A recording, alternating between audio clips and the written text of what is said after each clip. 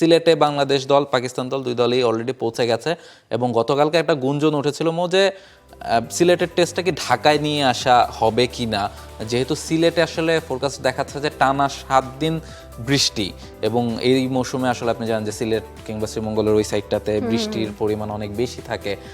So সেই কারণেই একটা আলোচনা ছিল, তবে শেষ পর্যন্ত সিলেটে এই ম্যাচটা হচ্ছে যেহেতু এত কম সময়ের মধ্যে একটা উইকেট তৈরি করা সম্ভব না টেস্ট ম্যাচ খেলার জন্য, সিলেটে একটা উইকেট রেডি করা হয়েছে এবং আজকে সেই উইকেটের একটা ছবিও আমি দেখছিলাম, একেবারে সবুজ, আপনি বুঝতে পারবেন না যে কোনটা উইকেট আর কোনটা আউটফিল্ড।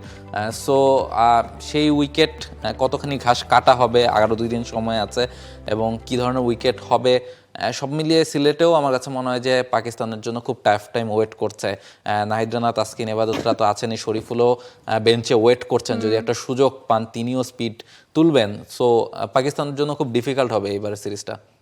বাংলাদেশ প্রথম ম্যাচটা জিতে তো স্বাভাবিকভাবে আপার হ্যান্ডে রয়েছে, মেন্টালিও আপার হ্যান্ডে রয়েছে এবং সবচেয়ে বেশি আমরা যদি দর্শকদের পার্সপেক্টিভ থেকে দেখি এই প্রশ্নটাই সবচেয়ে বেশি আসছে যে সিলেটের ম্যাচে কি আসলে মানে বৃষ্টিতে ভেসে যাবে কিনা, সেক্ষেত্রে তো ওটা মানে ড্র হয়ে যাওয়ার সম্ভাবনা বেশি রয়েছে।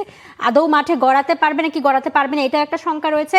আবার বাংলাদেশের একাদশ নিয়েও দল আসলে ভাবছে, সবাই মানে দর্শকরাও ভাবছে যে বাংলাদেশের দলে কোনো পরিবর্তন আসবে কিনা। ইন জেনারেল উইনিং কম্বিনেশন এই মুহূর্তে আছে, বাট তারপর ওপেনিং পেয়ারটা আমাদের কাজে লাগেনি, 2টা ইনিংসের একটাতেও ওয়ার্কআউট করতে পারেনি। সেক্ষেত্রে তানজিদ তামিমের কথা অনেক বেশি আসছে যে তিনি আসলে স্ট্রাইকটা রোটেট করে খেলতে পারবেন, একটু হার্ড হিটিংভাবে খেলতে পারবেন, তাকে আসলে ইনক্লুড করা যায় কিনা জয় কিংবা সাদমানের জায়গায়, স্পেশালি জয়ের কথা বেশি বলছে দর্শকরা।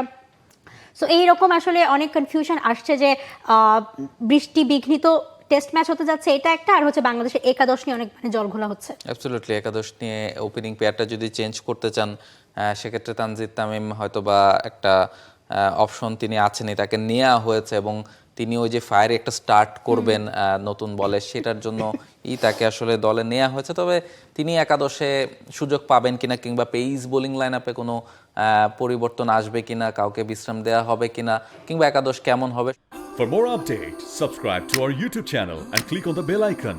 Follow us on Facebook and Instagram. Download T-Sports app to enjoy exciting games and highlights. Visit tsports.com.